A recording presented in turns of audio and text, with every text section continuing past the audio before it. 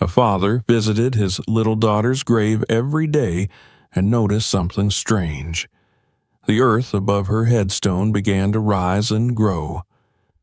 When he finally discovered the truth about what was hidden beneath the ground, his heart broke with emotion. Subscribe to the channel and tell us in the comments where you're watching from. We read every comment. The day the world ended for James Carter was a quiet one. The sky was clear, the sun too bright for such a terrible moment, and the breeze smelled of cut grass and summer flowers. It was the kind of day when kids ran through sprinklers and laughter floated through the air, but not for him, not anymore. The doctors had warned him that little Iva couldn't hold on much longer, but no warning in the world could prepare a father for the sight of his 7-year-old daughter's heart monitor going flat. One long, final beep, then silence. That silence never left him since. It followed him like a shadow, clinging to his soul, settling inside his home, filling every room where her laughter once lived. He had sat beside her hospital bed until the end, holding her tiny fingers inside his calloused hands. Her skin had been so warm even in those final breaths, like she was holding on to life for him. She tried so hard to stay strong because she knew he needed her. Her eyes, big, deep, and so full of dreams, never stopped searching for him. Even when she lost the strength to speak, her gaze still said everything. Don't leave me. Don't forget me. He didn't. He wouldn't. Ava had been the only color left in his world after the loss of her mother years earlier. She had turned every ordinary thing into magic. She could find wonder in a crack on the sidewalk, a bird feather, or a patch of moss growing on the fence. She loved life so fiercely that it was unfair that life refused to love her back long enough. At the funeral, James barely heard a word the pastor said. His eyes never strayed from the small white coffin, decorated with painted flowers and her favorite stickers, stars and tiny trees with green crowns. Her teacher had brought them and arranged them gently with trembling hands. People came to offer condolences, their voices blending into a distant hum, but James felt like he was underwater, unable to breathe, unable to process that his daughter, his sunshine, was inside that box. He had insisted on placing something personal with her, not a doll, not a blanket, but the small wooden box she cherished more than any toy she ever owned, the one with the tiny sketch of a sprouting plant carved on the lid. Inside were jasmine seeds. Iva had begged him to buy them months ago during one of the rare good days between hospital visits. She would sit in her room by the window, watering imaginary sprouts with her little watering can, telling him stories about how her real garden would look. "Trees live forever, Daddy," she would say. "They stay long after people have to go. So if something happens to me one day, my flowers will stay. They'll grow and never forget to come back home." It always made him laugh back then. Now those words haunted him. He placed the box of jasmine seeds near her hands inside the coffin. He wasn't sure whether it was right or wrong, but it felt like keeping her dream alive in the smallest possible way. When they lowered the coffin and the first scoop of dirt hit the polished surface, a sound sharp and unforgiving, James's knees almost gave out. He felt reality collapsing on him. Friends held him upright, but grief is a weight no one else can carry. Not really. The dirt covered the box, covered the stickers, covered the laughter he would never hear again. After the burial, when everyone else left, when the flowers were fewer and the sun began to fade, James stayed, motionless, staring at the freshly covered grave. The grass hadn't yet taken root. just a mound of dark earth shaped like a bed for someone too small. He promised her then, aloud but in a broken whisper, that he would visit every day. He would bring her flowers and stories. He would not allow the world to forget her existence, because she was still the most important part of his own. And maybe, if he stayed close enough, she wouldn't feel so far away.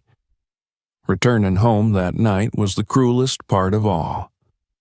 The house was a museum of her presence, crayon drawings taped to the refrigerator, a half-read book on the coffee table, tiny sneakers left in the hallway as though she would run in any minute demanding cartoons and apple juice. James stood for a long time at the door of her bedroom, hand pressed to the frame, unable to step inside. The pink bedspread, the stuffed animals arranged like her little zoo, the light from the window landing right where she used to sit and talk to her imaginary garden. It was too much. He closed the door with shaking fingers and leaned his forehead against it, as if he could feel her heartbeat through the wood. The next morning, his first morning as a man with no child to wake him, was a blur. He moved through his routines as though someone else guided his limbs. Coffee brewed and went cold on the table without a sip taken. He stared blankly at the kitchen wall for what felt like hours before remembering the promise he made. He walked to the cemetery slowly, forcing himself to take each step. The gate creaked as he pushed through, and the air felt heavy but clean, filled with the scent of grass and distant flowers. The caretaker gave him a small nod, a gesture of sorrow and respect. James placed a handful of fresh daisies on Iva's grave. She loved daisies. She used to pluck them from their yard and arrange them proudly in jars, calling them smiling stars. He got down on his knees and smoothed the mound of soil gently, running his palm along the uneven surface. Everything looked normal. Just a fresh grave, like so many around it. He returned the next day, and the next, and then the next. Every visit was the same ritual. Flowers, memories, whispered promises.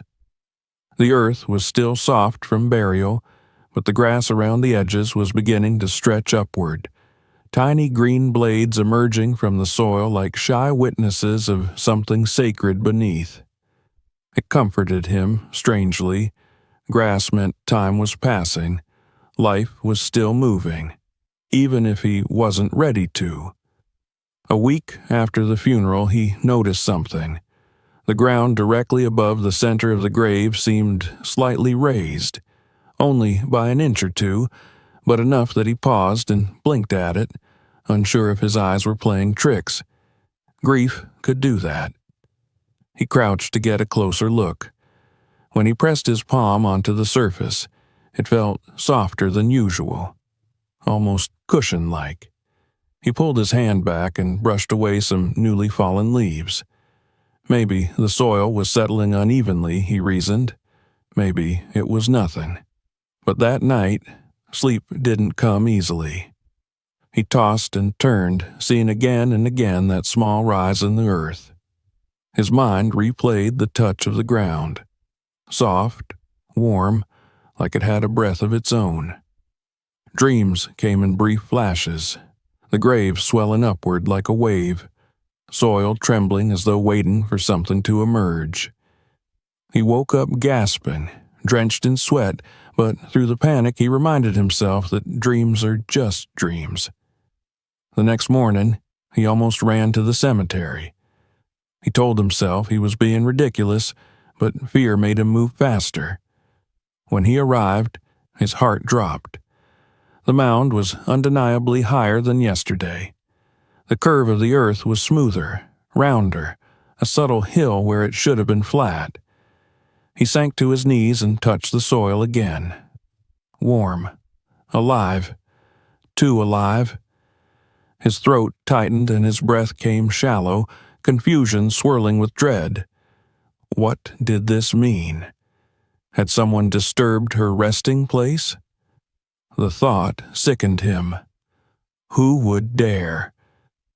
He looked around frantically, hoping someone else would confirm what he saw, but the people visiting their own graves were quiet, focused on their losses, unaware that something unusual was happening right next to them.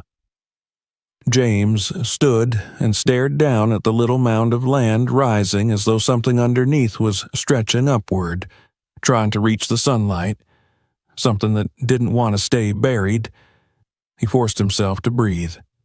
He tried to think logically. Dirt shifts. It rains. There are natural causes for this. Maybe they didn't pack the soil properly. Maybe.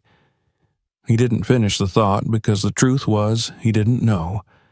And uncertainty was a cruel thing. It made space for the darkest fears. Still, he refused to panic. He arranged the flowers neatly, brushed off stray twigs, and told himself tomorrow things would even out. Tomorrow the earth would settle. But deep in his chest, something whispered that tomorrow wouldn't fix anything. The ground was changing. The grave was changing. And somewhere in the back of his mind, behind the grief and fear, a memory flickered like a candle in a dark room, the sight of a small wooden box with seeds meant to live forever. James lingered long after the sun dipped low, his shadow stretching across the graves, as though trying to hold on to the earth itself.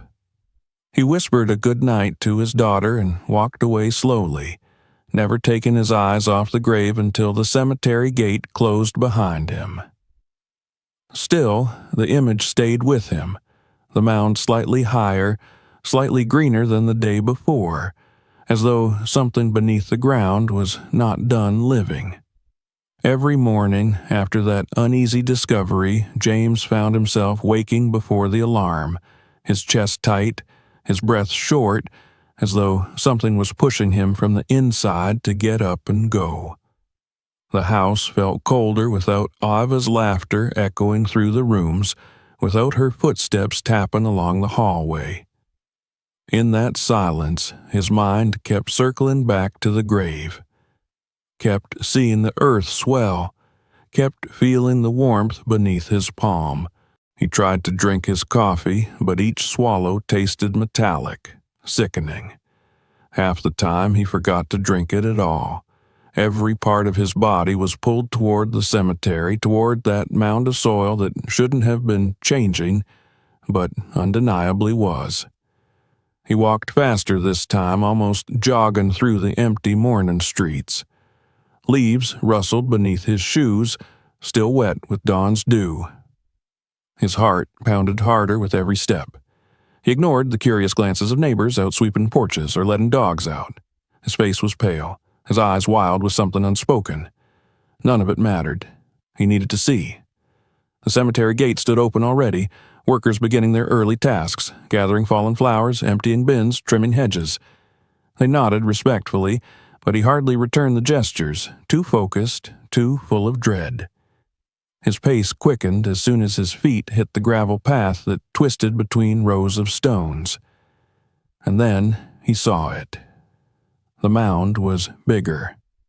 A full hand higher than yesterday, smooth and unnaturally round, as if something underneath had stretched again during the night, growing restless, pushing upward to breathe. What terrified him most was that the grass wasn't just growing anymore. It was thriving. Lush, thick blades spread across the surface like a soft green carpet, shimmering in the sunlight. The rest of the cemetery's grass had the usual dullness of late summer heat, but here it was like a tiny oasis, impossibly vibrant. He stood there, unable to move. His mind tried to calculate, justify, rationalize, but logic slipped away like sand through fingers. People buried weeks ago didn't push the earth upward. Graves settled downward. They flattened over time. They faded into the ground. But this one was rising. He crouched and pressed his hand to the mound again. The earth was warm, warmer than the air around it, and soft as before, almost spring-like. He sank his palm a little deeper, feeling grains shift around his fingers. It didn't feel like dirt that had sunken or cracked. It felt like something alive was lifting it. His stomach twisted. Sweat pooled cold beneath his shirt despite the warm sunlight. He pulled his hand away quickly and wiped it against his jeans, as though trying to rid himself of a sensation he couldn't fully describe. It had felt like pressure, as if the ground itself had a pulse. He suddenly felt watched, though when he glanced around, no one seemed to notice anything wrong. Mourners knelt by other graves, heads bowed. A woman placed roses gently, one by one. An old man leaned on his cane, staring at a photograph set by his wife's stone. Everyone else's world was exactly how it should be. Quiet, somber, still. Only his was shifting. He forced himself to stand, but his knees trembled. He stepped back and stared, lost in the dread that now wrapped itself around his heart like a tightening fist. He didn't want to believe something was wrong, not with her rest. He had promised her peace. But what kind of peace was this? Could she be trying to reach him? Was she in pain? His mind betrayed him with visions of her small hands pushing upward, trying to escape the coffin, gasping for air. No, he couldn't think like that. He wouldn't let himself. He pressed a shaking hand to his eyes until colorful sparks burst behind his lids. When he opened them again, the mound remained, an undeniable truth he could no longer blame on grief or sleeplessness. Something was happening here. Something that defied every rule he thought he knew about death and earth and what lay beneath. The next visit was no different, except the mound was taller again, and the grass greener. It was as if every night the grave breathed deeper, swelling with each inhale of some secret life. James counted the days one by one, watching the earth rise faster than he could accept. It reached the height of his shin, then his knee, then higher still. The fear that had first appeared as a trembling doubt now roared inside him like a storm. He tried to reason with himself again and again. Soil shifts, rainwater collects, air pockets expand. He repeated these explanations mechanically, like reciting scripture. But none of them eased the panic that gnawed at him because soil did not warm like flesh, and grass did not glow like it was lit from within. He couldn't ignore it anymore. His anxiety twisted into anger that no one else saw what he saw, anger that the world carried on so casually while something unthinkable happened to his daughter's resting place. On the 5th day of these unsettling changes, he snapped. He spotted one of the cemetery workers, a young man with headphones around his neck, pushing a lawnmower along the row. James stormed toward him, voice tight and trembling, demanding that he come look. The young man, startled by the urgency, followed him. James pointed aggressively at the mound, his voice cracking as he asked, no, begged for the truth. The boy hesitated, inspected, then gave him a cautious explanation that felt rehearsed. Soil settles oddly sometimes. Rain can shift things around. Nothing unusual. That was when something inside James broke. He shouted, loud enough that people turned to stare. He told the boy he wasn't imagining anything. He listed every day he had come, every inch the mound had grown, every blade of abnormal grass. He cried in front of strangers, his voice raw with fear and love and exhaustion. The young man stepped back, stunned, not knowing how to handle a grieving father gripping his arm like the ground beneath them was turning against him. The worker didn't argue anymore. He just nodded, pale and shaken. He didn't know what to think, but he knew this wasn't normal. He promised to get someone who understood more, someone with experience. And so, the next morning, James found himself outside the small administrative office, before it even opened. He paced like a caged animal, hands twisting, eyes red-rimmed from tears and sleeplessness. When the door finally cracked open, he nearly barged inside. The woman who greeted him tried to offer calm reassurance, but calm was a luxury he no longer had. He explained everything: the growth, the warmth, the unnatural feel of the soil. She listened, concern deepening in her expression, though uncertainty flickered behind her eyes. She called the head groundskeeper, a man who had tended these graves longer than most of the stones had stood.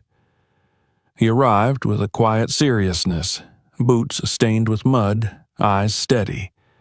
James led them both to the grave, dread spiraling tighter with each step. He prayed silently, not to find horror, but to find a mistake, a misunderstanding, anything that didn't involve his daughter's grave fighting against the earth that was meant to cradle her gently. When they reached the mound, the woman gasped softly, covering her mouth with one hand. The groundskeeper knelt and pressed his hand to the grass just as James had done countless times. His brows furrowed, his eyes narrowed. He looked not confused, not dismissive, but deeply troubled. James felt his legs nearly collapse beneath him. Because someone else finally saw it too. The groundskeeper stood slowly and told James the only thing that mattered now. They needed to investigate beneath the soil, carefully, respectfully, to understand what was causing this. James felt cold all over. Dig? Disturb her place? But the unknown was worse than the fear of what they might find. He needed answers. Needed to know if his daughter still had peace, or if something dark and unnatural was unfolding under his feet. That night, he returned home shaky, nerves shredded thin. Lamps remained off, and the house's shadows stretched long and heavy. He sat alone at the kitchen table with a cup of untouched tea, staring into nothing. His life had become an endless cycle of worry and visits and more worry. He whispered to the silence as if she might hear him from beneath the ground. "What's happening, sweetheart? What are you trying to tell me?" The silence did not answer, but it felt different now. Not empty, not final. Something waited inside it, hidden just below the surface like a secret rising from the earth. He didn't sleep.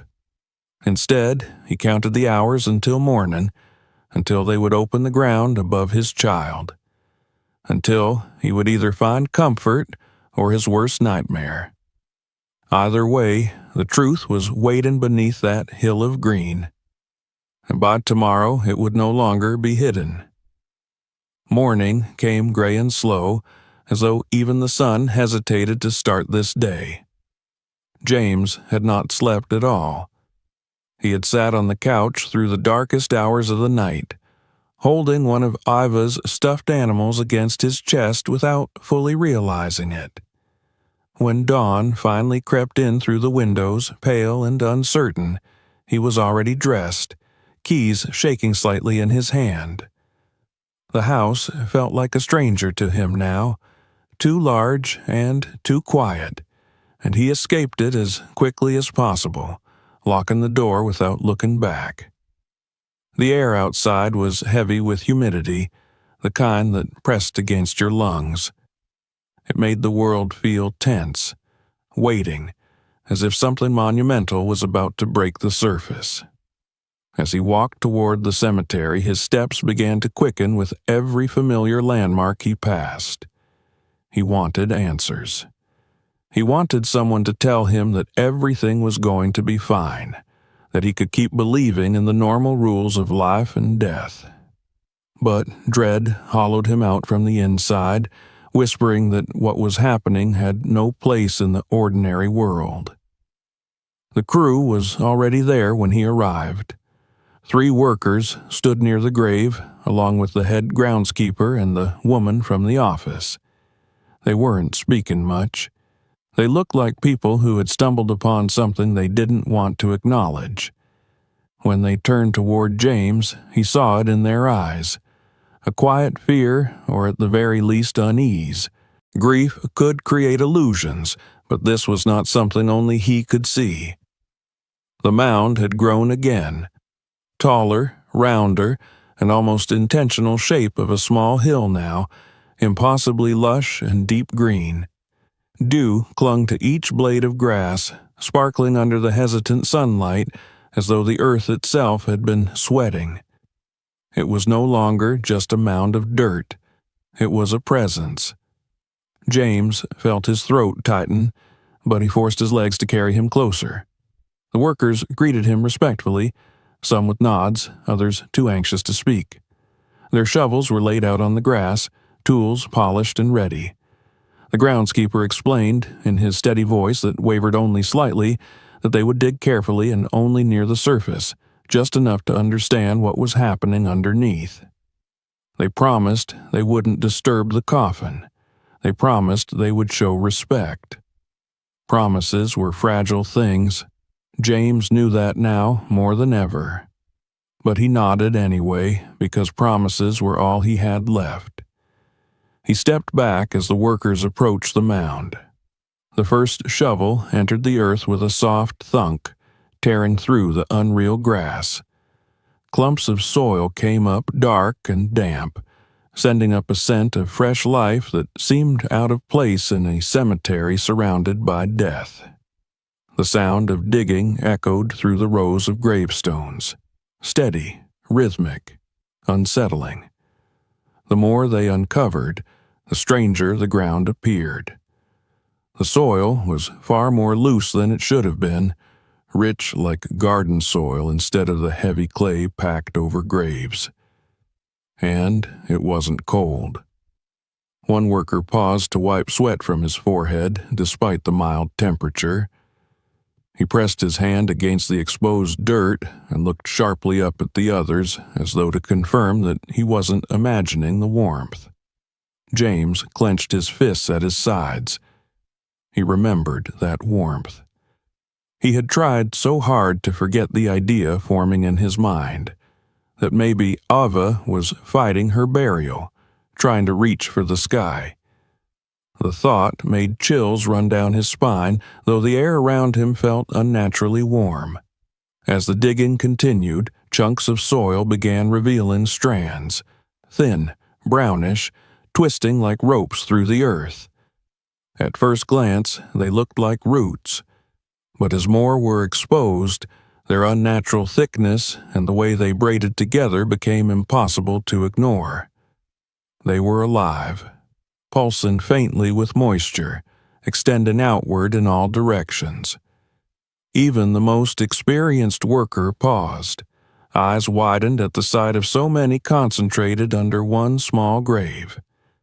The groundskeeper knelt down, leaning close. He pushed aside clumps of dirt with his gloved hand, revealing more of the root network. The roots were vibrant, fresh, as though belonging to a young plant that was thriving beneath the surface. He frowned. There were no large trees nearby, nothing with a root system that could possibly be responsible for this. It was then that they found the first sprout. A small stem, almost perfectly straight, pushed up from the heart of the mound. Pale at its base, but tipped with a tender green, it trembled slightly as though aware of the sunlight above.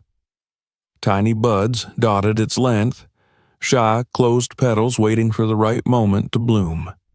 The worker who uncovered it stumbled backward a bit, startled not by its existence but by its health. Plants did not grow so quickly. Not like this. Not from underground darkness into vibrant life in a matter of days. The others leaned in closer, whispering theories under their breath, some botanical, some nervous superstition. But they couldn't deny the truth of what they saw. This was not a patch of grass. It was something else entirely. James felt his heart pounding wildly. He couldn't breathe. He fought the urge to step forward, to touch the sprout, to claim it somehow. Something deep inside him recognized it, something deeper than memory, deeper than reason. As the workers dug a bit more, the sprout thickened near its base, revealing the early form of a branch, and on that branch was a single tiny leaf curled like a sleeping child's fist. The leaf was glossy, deep green, and smelled faintly sweet. Recognition hit James so violently that he staggered. Jasmine. It couldn't be anything else. His vision blurred with tears, and the world around him dimmed into a soft hum of uncertainty. Jasmine was Ava's dream, her flower, her forever garden, her promise that something could keep growing even when she couldn't. The groundskeeper looked up at James, confusion and sympathy mixing in his eyes. But James didn't see him. He saw only Ava's small hands cupped around the wooden box. He heard her tiny voice, bright with belief, telling him trees lived forever. He saw that same box resting beside her in the coffin, buried just below where this living thing was now forcing its way to daylight. His daughter's seeds, buried with her. His knees gave out, and he sank to the ground, fingers digging into the grass as though holding on to the earth itself. Emotion surged through him so violently that he didn't know whether to laugh or sob. His heart hurt from the weight of it. This couldn't be real. It couldn't be possible. And yet it was right there in front of him, alive, defiant, reaching. She wanted to grow. The workers didn't dare continue without instruction. They stood back, giving James space to process what none of them could explain. The groundskeeper approached him slowly, each step careful. He rested a hand on James's shoulder, gentle but grounded. He assured him that whatever this was, they would not harm it.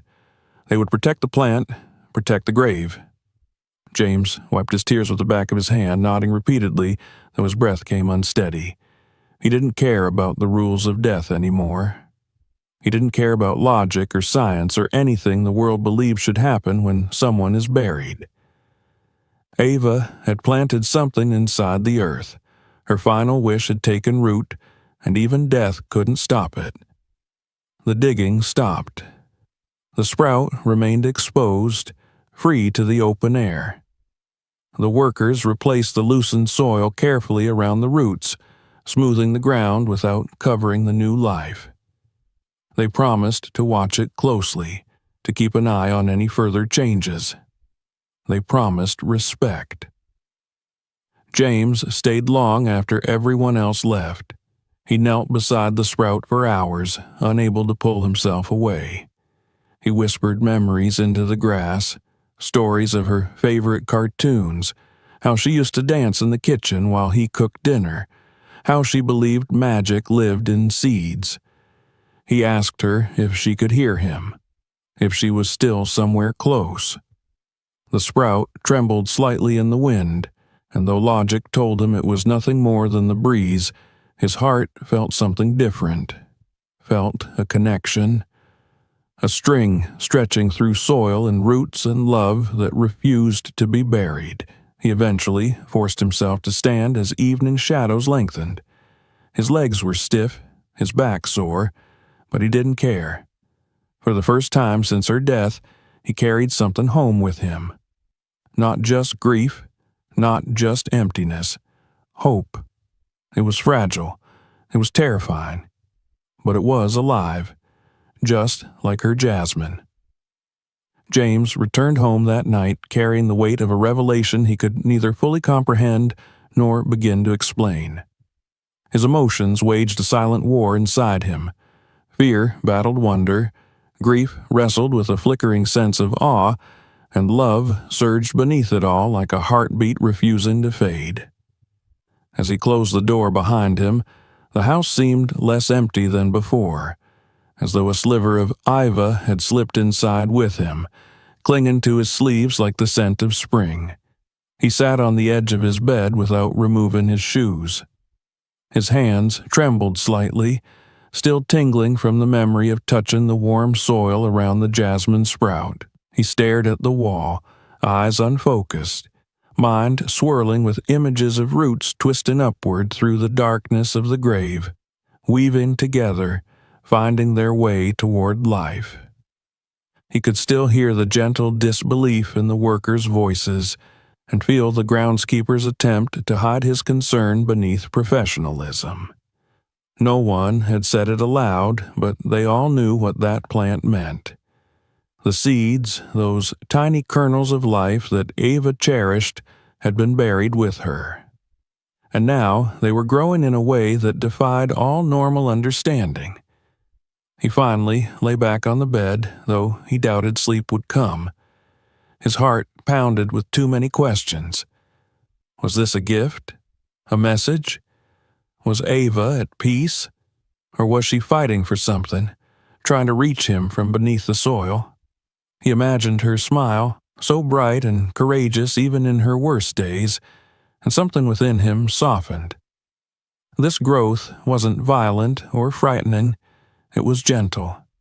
It was life insisting on being seen. And yet, somewhere under that fragile hope, fear lingered like a stubborn stain. Hours passed in restless contemplation until exhaustion finally drowned his thoughts. He drifted into a sleep that was shallow but merciful. When he woke, the sky outside his window was dusted with soft orange light, and for the first time since Ava's death, he felt a pull toward the day not out of duty, but out of longing. He hurried to the cemetery again, hardly noticing the people he passed or the morning breeze brushing against his skin. His focus narrowed to a single point, the place where life had emerged from death. When he reached her grave, his breath hitched. The sprout was no longer a single stem. Overnight, it had thickened and multiplied, several new shoots pushing through the grass. Tiny leaves unfurled along the branches, their green edges trembling slightly in the morning air. Dew clung to them like scattered tears. The air around the grave smelled different, too.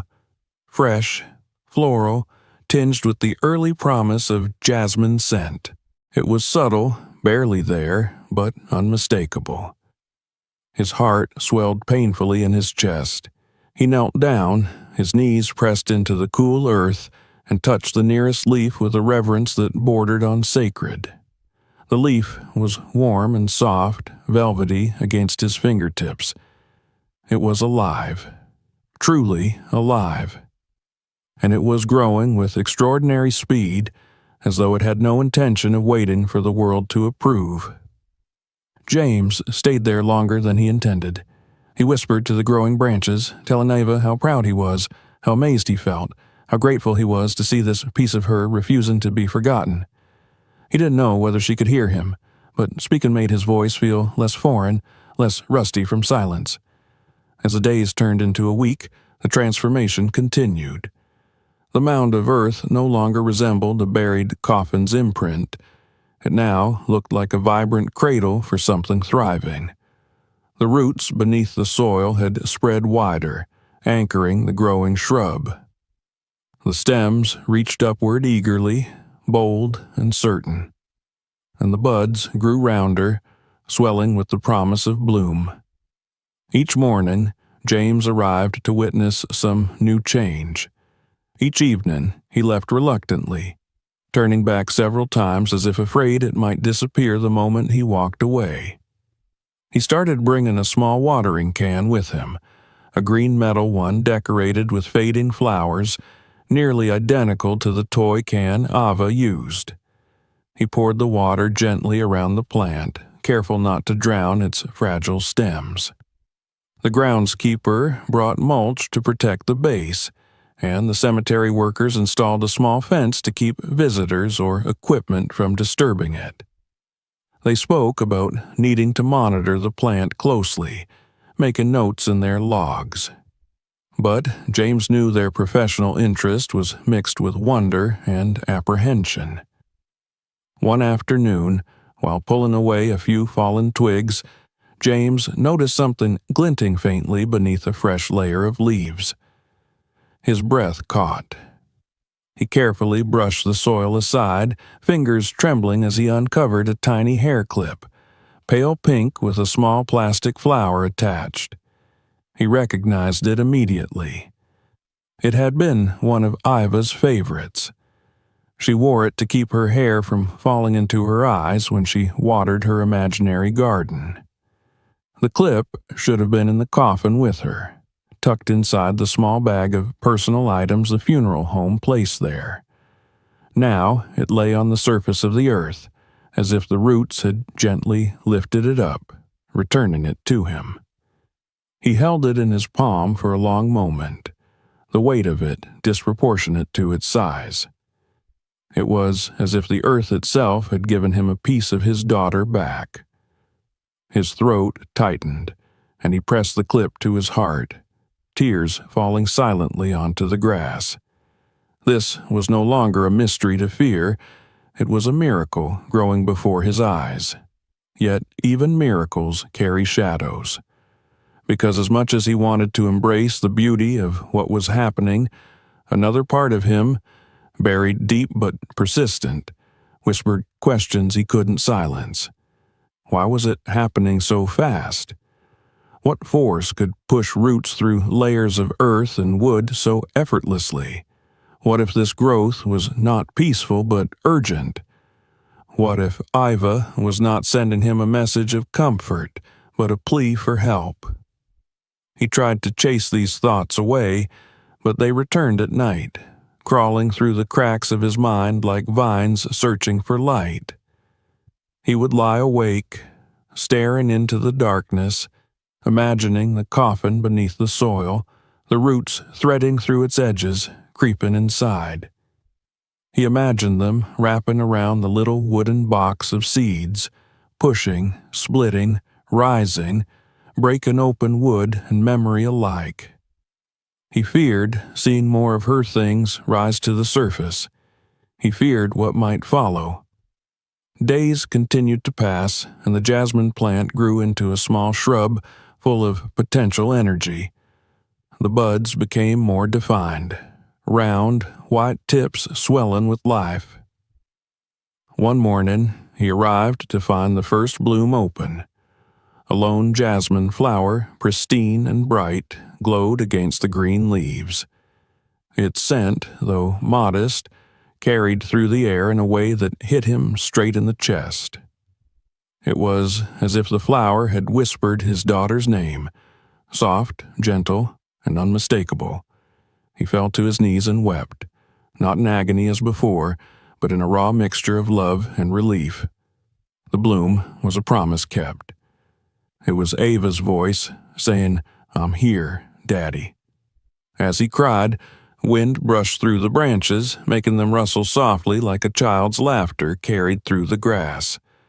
For a moment, he closed his eyes and listened, and he could almost swear he heard the echo of a giggle he had thought he would never hear again. For the next few weeks, the plant became the center of his world. He spent more time at the cemetery than anywhere else. He spoke to the jasmine as though Iva herself would answer. He began to clean around other graves too, as though tending to this place was now part of his duty as a father.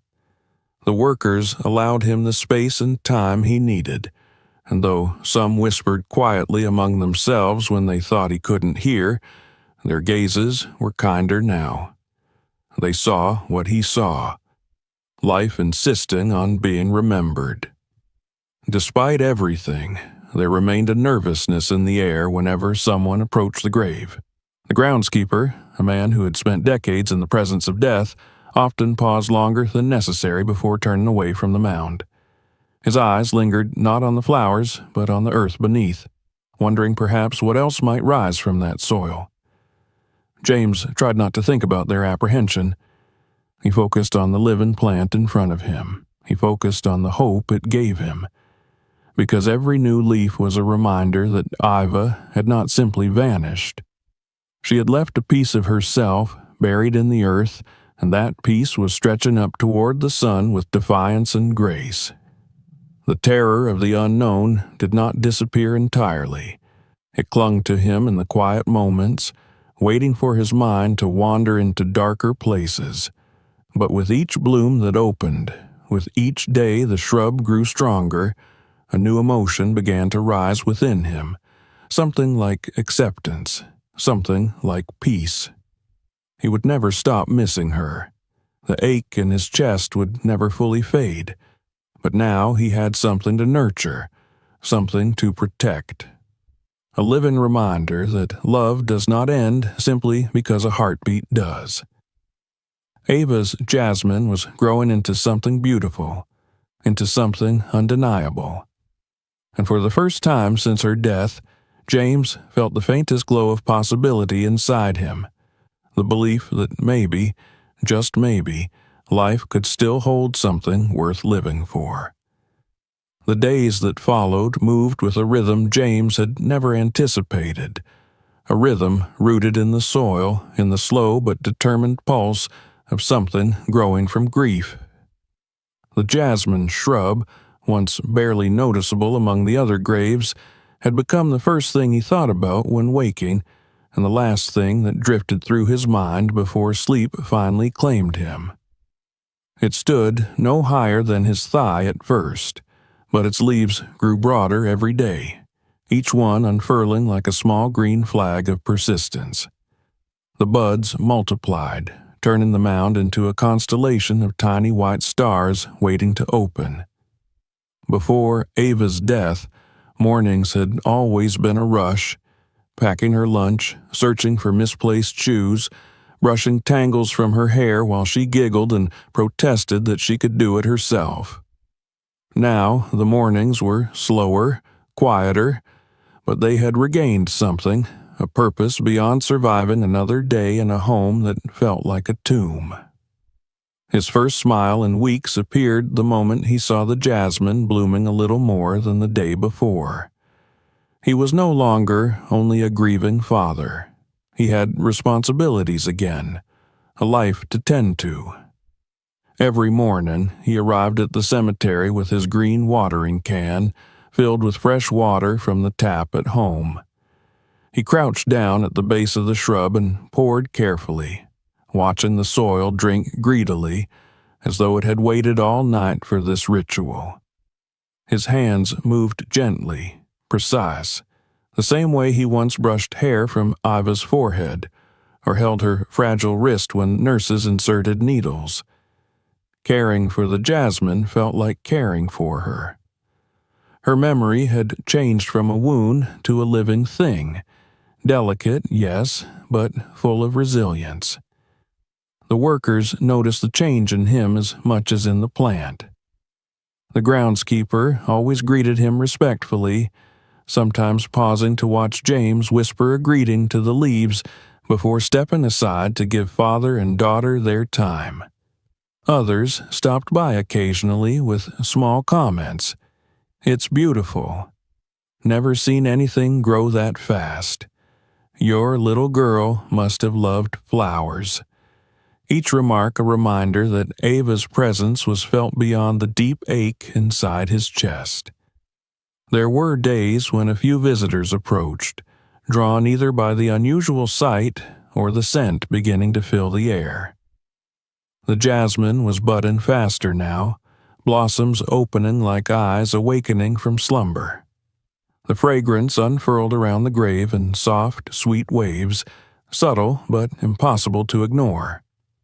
Strangers would stand near, eyes closed for a moment of reflection, then smile softly, some even whispering a short prayer before walking on. The grave no longer struck people with sadness first. Instead, they paused to admire its beauty. The sorrow was still there, embedded in the ground and carved into the stone, but the living tree wove hope into the scene. James found strength in that. It comforted him to think Ava's grave could be a place where people smiled rather than only cried. He often stayed long after finishing the watering, sitting cross-legged in front of the shrub, fingers grazing leaves while his mind wandered to better days. He spoke to her as if she were right there beside him. He told her about the neighbors who still asked about her, about the way her favorite cartoon had released a new season she hadn't lived to watch, about the shoes she never got to outgrow. It hurt to say these things aloud, but it hurt worse to keep them locked inside. And sometimes when the wind picked up and the leaves rustled just the right way, he felt like he wasn't talking to himself at all. One late afternoon, just as the sun dipped low enough to paint the sky in shades of peach and violet, James knelt in his usual spot to pull away a few stray weeds that dared creep too close. His fingers brushed something unfamiliar among the roots, hard, smooth, cold against the warmth of soil. He frowned and dug a little deeper, revealing a tiny glimmer beneath the surface. It was Iva's flower-shaped hair clip, the pink plastic petals still intact. He remembered it vividly. She wore it every day the year she started kindergarten, proud as a princess showing off her crown. He had forgotten it was placed beside her in the coffin.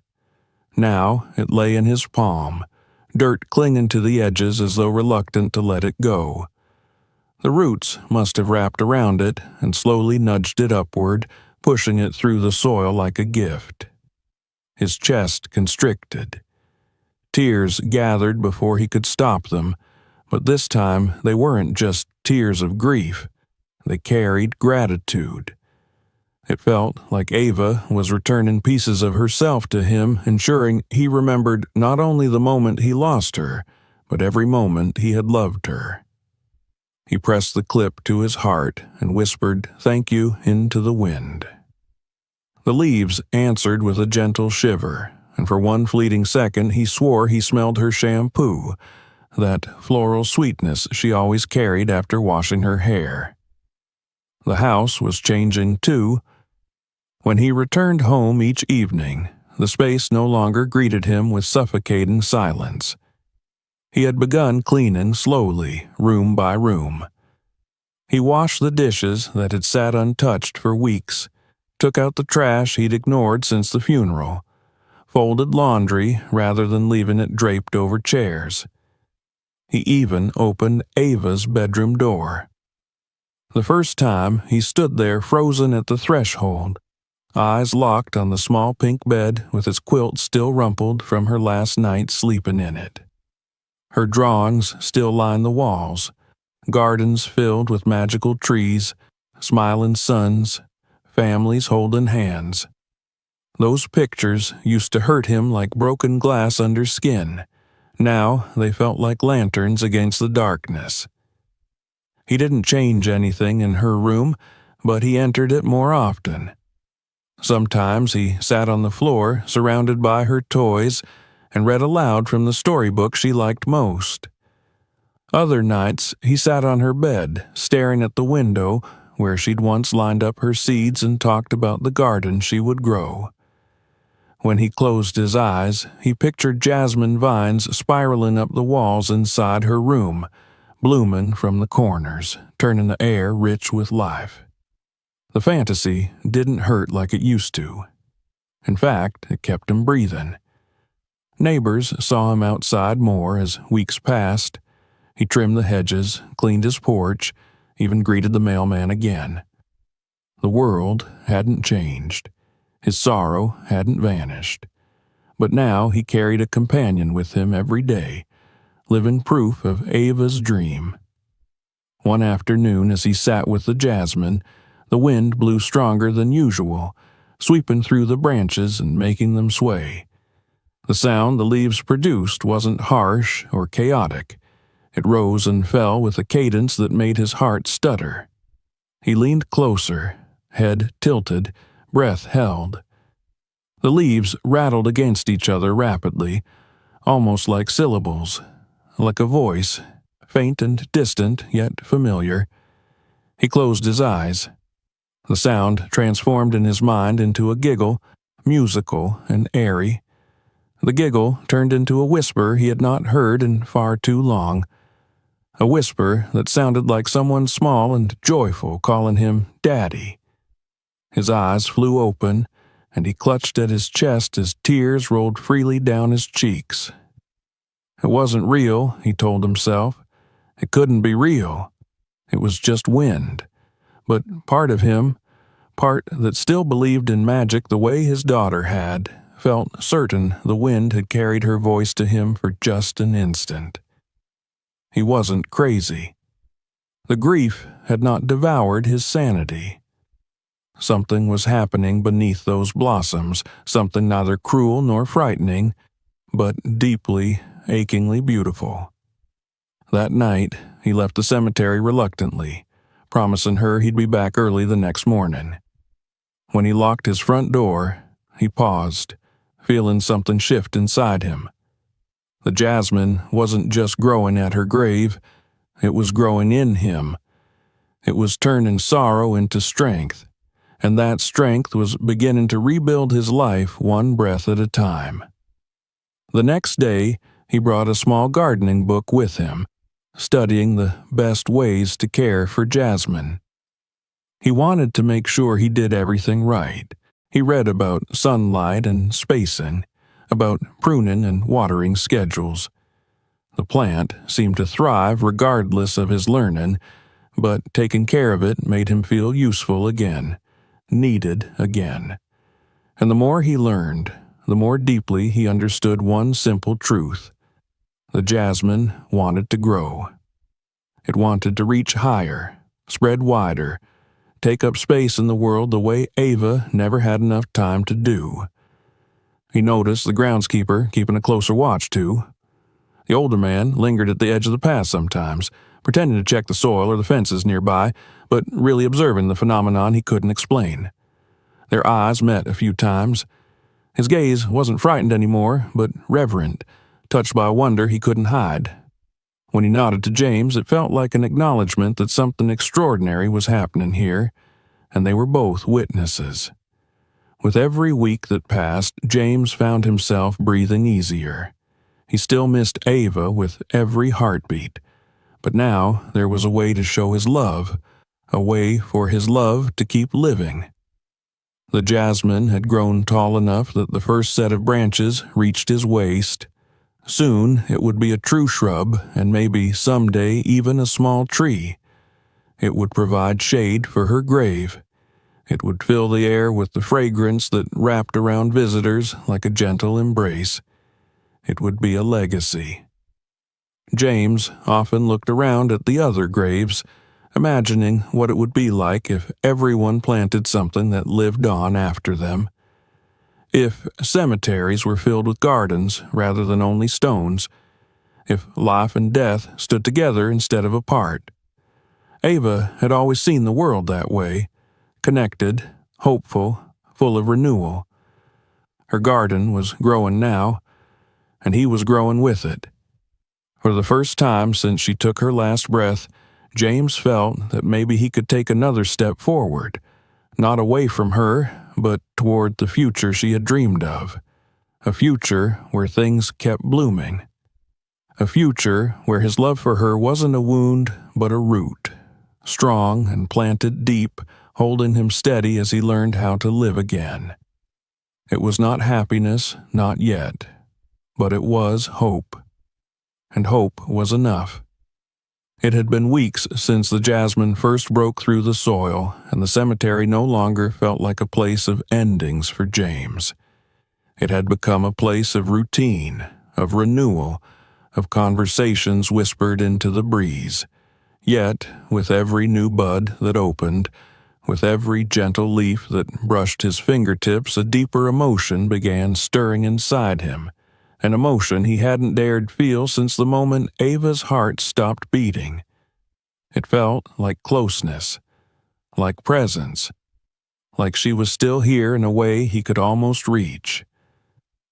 Each morning, long before the groundskeeper arrived to do his work, James was already seated before the jasmine shrub, cross-legged in the grass.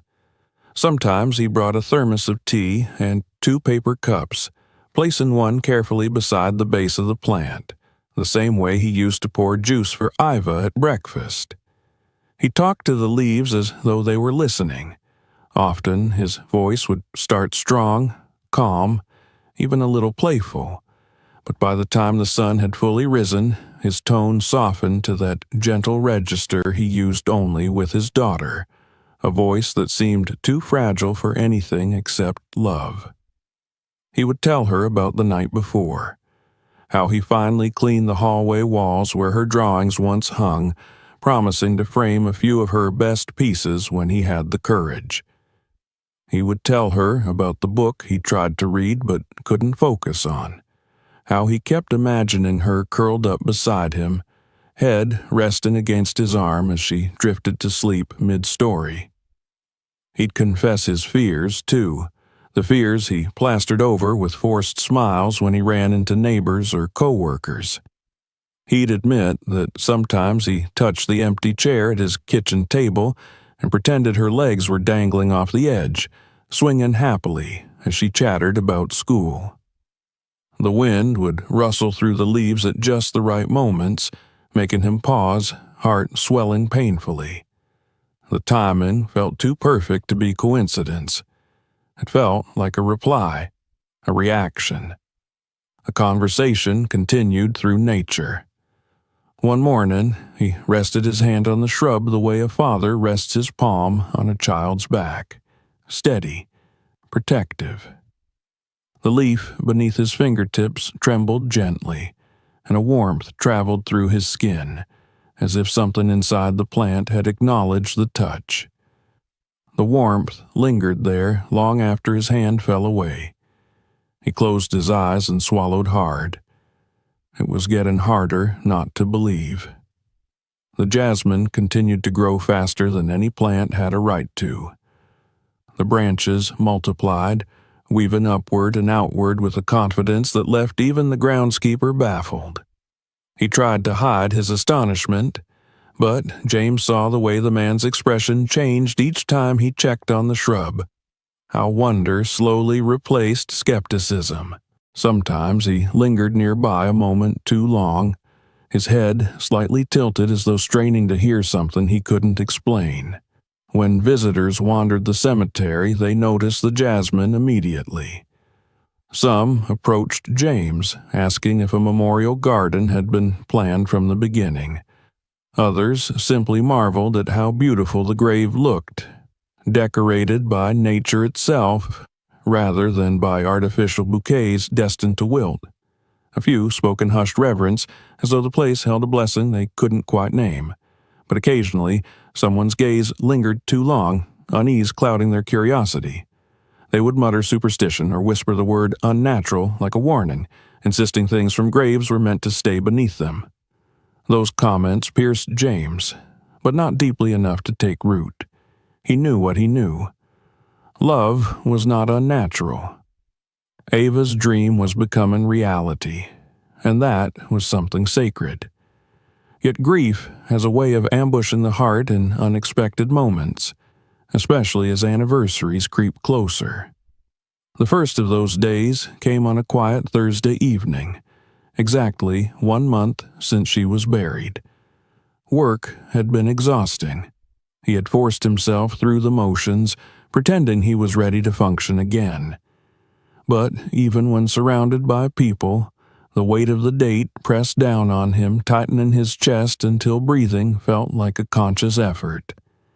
He tried to go to the cemetery like always, but when he reached her grave and saw the jasmine blooming proudly in the golden hour light, something inside him snapped. The tenderness that usually filled him at the sight of the plant warped into something brittle and sharp. He knelt abruptly, hands gripping the soil hard, shaking with the weight of everything he'd been carrying alone. Words tumbled from his mouth, messy and broken. He confessed how angry he still was, that his baby girl was gone while the world moved on as if she'd never existed. He admitted he didn't understand why she had to suffer while he was left to drown in silence. He whispered that he was terrified terrified that if he let himself believe she was here with him, and then lost that belief, he would not survive the fall into that darkness again. His forehead dropped against the lowest branch of the plant. His body shook. The tears were relentless, tear ducts working overtime to release the storm he had kept contained for days. He clutched the roots like lifelines, anchoring himself to the earth that held the only thing he still truly loved. Then he froze. Under his palms, he felt it. A pulse. A faint, rhythmic beat, so soft he thought at first it might be the trembling of his own hands. But no, it throbbed independently. A slow, steady rhythm. A heartbeat. He pressed deeper, breath trapped in his lungs, terrified to confirm the impossible. The pulse persisted. Warm, consistent, alive. He recoiled only a moment before leaning in again, desperate to verify he hadn't imagined it. Every logical part of his mind screamed that it was impossible. Plants didn't have heartbeats. Soil did not pulse with life like that. But this wasn't logic.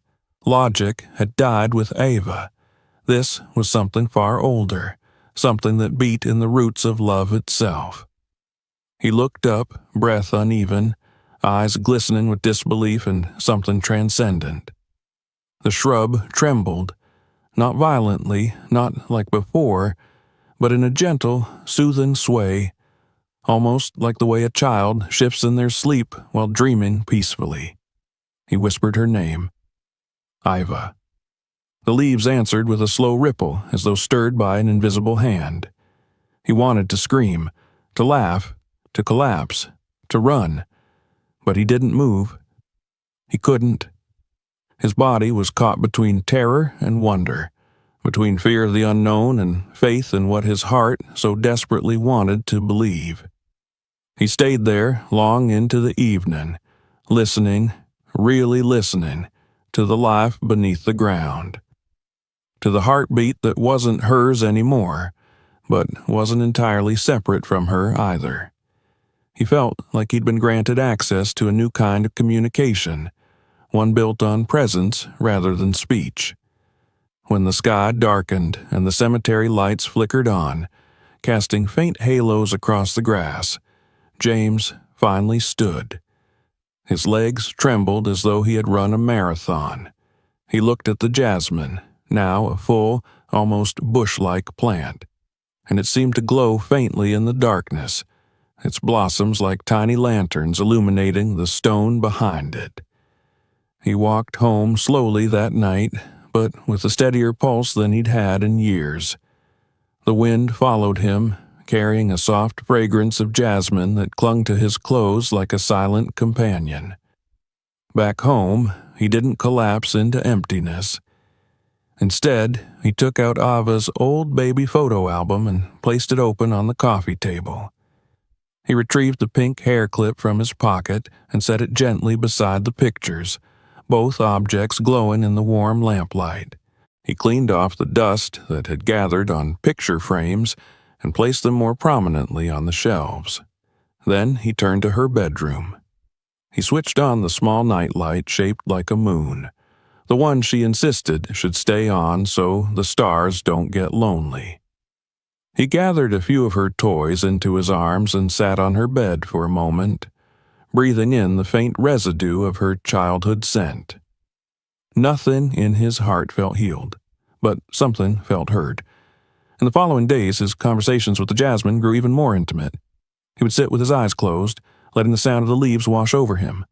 The rustling no longer felt random. It felt intentional, responsive, almost conversational. When he spoke of memories that made him smile, the wind seemed to linger gently on the branches as if savoring the story. When he admitted how much he still hurt, the leaves responded with a soft, soothing whisper, as though trying to ease his pain. He no longer felt foolish for talking to the plant. Why should he? It was alive. It was listening. And, most of all, it cared. Neighbors began noticing the change in him. They mentioned how he looked a little lighter, how the deep lines carved by grief seemed to soften. They invited him for dinner sometimes, and though he often declined, he started accepting once in a while. Short visits, quiet conversations. His voice didn't break as often as it used to. His eyes, though still heavy with sorrow, now held a quiet strength beneath the surface. At night, he sometimes dreamed of Iva, not of her hospital bed or of her last breath, but of her running barefoot across fields of jasmine, laughing as blossoms burst beneath her footsteps. Dream Iva was vibrant and healthy, hair bouncing behind her like a dark ribbon caught in wind. He always woke from those dreams with both tears and a faint smile, clutching his pillow as though it were her. The jasmine continued its determined climb toward adulthood. More branches branched out, thicker and stronger than before. The mound beneath flattened a little as the root system claimed more space downward. The grave was not being disturbed, not in any traditional sense. Rather, it was being transformed, turned into a cradle that nurtured both memory and growth. One day, James noticed a new shoot emerging from the side of the plant, a shoot thicker than the others, angled slightly away from the grave. As he traced its early direction, a realization hit him. It was growing toward the cemetery gate, toward the outside world, toward home. He stood still for a long time, his heart heavy with a complicated warmth. It felt like the jasmine was reaching back toward his life, like it wanted to return the connection that had grown through grief. He touched the young shoot gently, thumb brushing over the tiny buds that would one day become blossoms. He whispered that he would wait for it. He would help guide it. He would be there, no matter what shape this miracle continued to take. The plant seemed to lean subtly into his touch. Ava was not coming back to him in the way he wanted most, not as a little girl running into his arms, not as laughter filling his home, but part of her was growing, thriving, finding ways to live in the world he still had to navigate alone. It was not the life he wished for her, nor the life he once imagined for himself, but it was life all the same.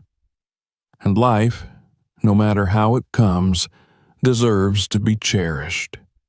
For the first time since he buried her, James truly believed that the story was not over. Love had planted its roots deep in the earth beneath him, and those roots were pushing upward through darkness, seeking the sun. He would follow them, wherever they led. Winter never truly settled there, not the way it did in far colder places. The earth did not freeze solid, and snow never layered the cemetery in white silence. Instead, the colder months merely slowed things down.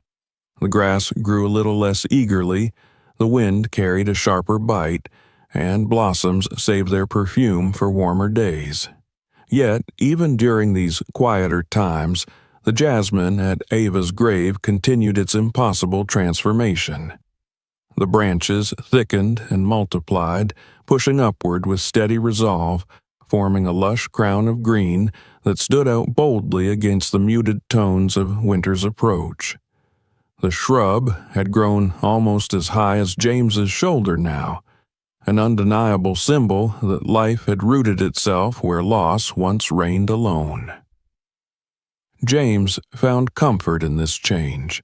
He would arrive bundled in his coat and gloves, leaves crunching underfoot as he made his familiar walk down the gravel path. The jasmine responded to him no matter the season. When he stood close, its leaves fluttered gently, as if greeting him. When he knelt to clear away fallen leaves, the air smelled faintly of lingering blossoms, even when none were open. Caring for the plant gave shape to his days, a sense of direction he had lost for so long, Each visit reminded him that the world still held something worth waking up for. People continued to notice the jasmine, too. Some brought small tokens, a ribbon tied delicately around a branch, a smooth stone placed near the base, a handwritten note slipped into the fence that circled the grave. They didn't know Ava personally, but the sight of something growing so vigorously in a place dedicated to stillness moved them. Strangers sometimes approached James, tears in their eyes, telling him that they didn't know why, but the plant gave them hope. Others lingered from afar, watching the branches sway in a wind they couldn't feel. The groundskeeper made a new rule. No maintenance equipment would enter that section of the cemetery without his direct supervision. Just to be safe, he'd say, but James could sense the reverence beneath his practical tone.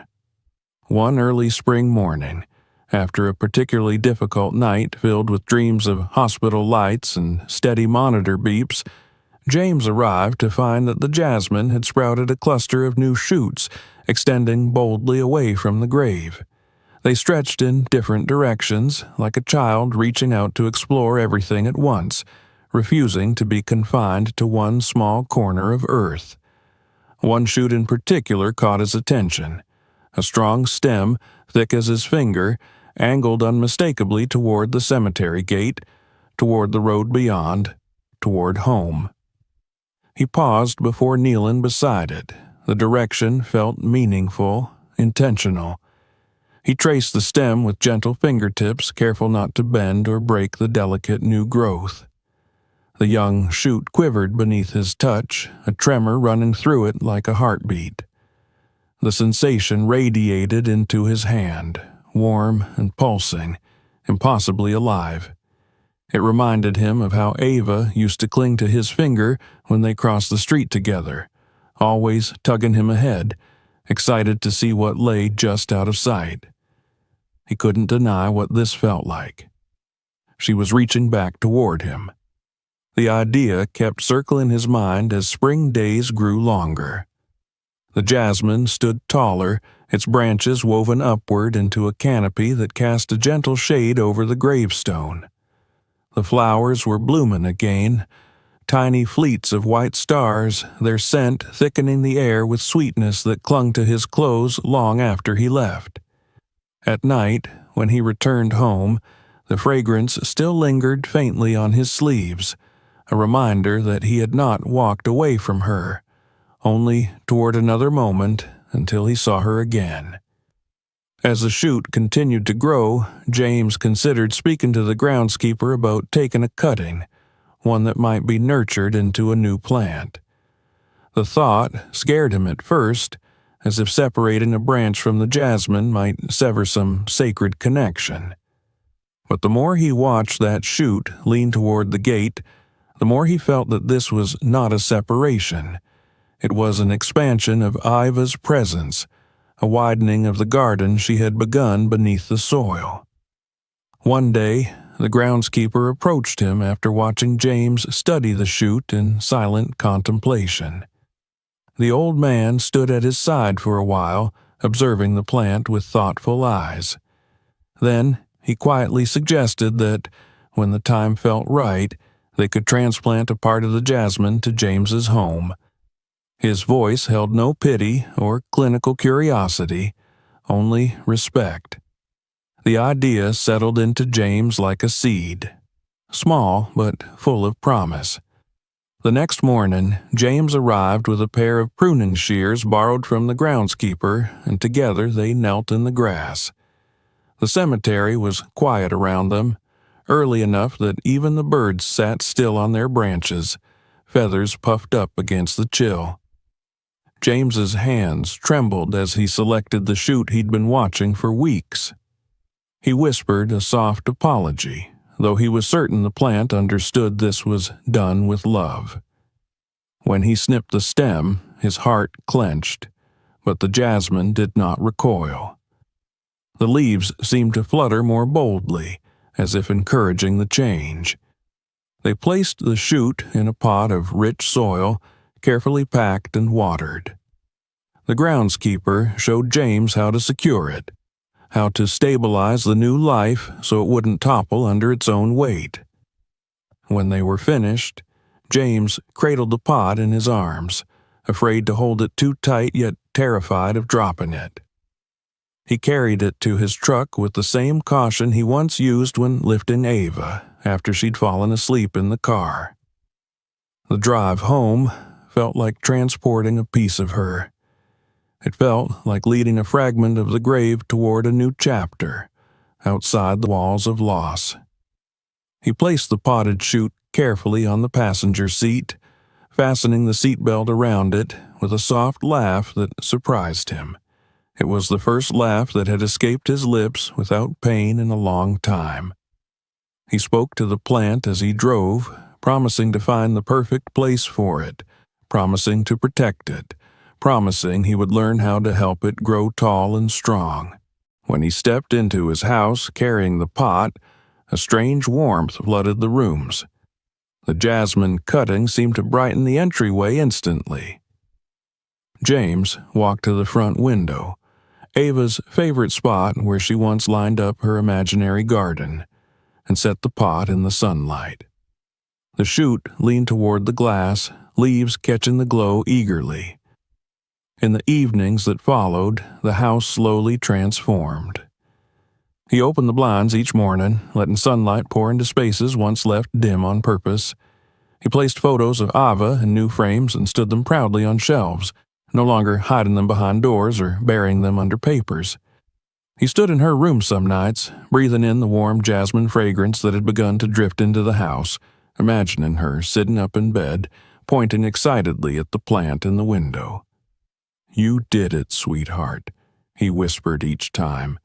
"Your garden made it home." The jasmine shoot grew faster than he ever expected. Small buds appeared along its length within days. A root system began to strengthen beneath the soil as he tended to it with reverence. When the first tiny blossom opened in his living room, James felt something inside him finally loosen, something that had been locked tight since the moment he signed the funeral paperwork. Outside, at the cemetery, the original shrub grew into something almost majestic. It cast shadows across the headstone, a cathedral of leaves that turned the sun into a dappled mosaic on the grass below. People began referring to the grave of the little girl with the bloomin' tree. Some left small plants of their own nearby, inspired by the way this one had flourished. No longer a place of mourning alone, it was becoming a place of reflection, even admiration. Many believed something miraculous lived there. James continued his daily visits, each time sitting beneath the growing canopy of branches. The wind, when it blew, carried the scent of jasmine around him like a gentle embrace. The sound of leaves overhead often shifted into a chorus that felt so much like Ava's laughter, he sometimes had to pinch himself to stay grounded in the moment. "You're still here," he whispered every day. "I'll never stop hearing you." The seedling in his home blossomed too. Soon, the house carried the same scent as the graveyard, the sweetness of jasmine weaving through every room like a memory brought back to life. It drifted through hallways, seeped under doors, clung to curtains, and lingered in the air long after he left for work. It followed him like a guardian spirit. One evening, as he sat in his armchair reading a book he'd abandoned weeks earlier, he noticed that the jasmine's shadow looked different on the wall. It stretched taller now, almost reaching the ceiling. Leaning forward, he saw how much the shoot had grown, its newest leaves facing him with bold confidence. The shadow's shape reminded him of their last night together in the hospital, how he had stood silhouetted against the window while Ava slept peacefully, the faint glow of monitors coloring the walls behind him.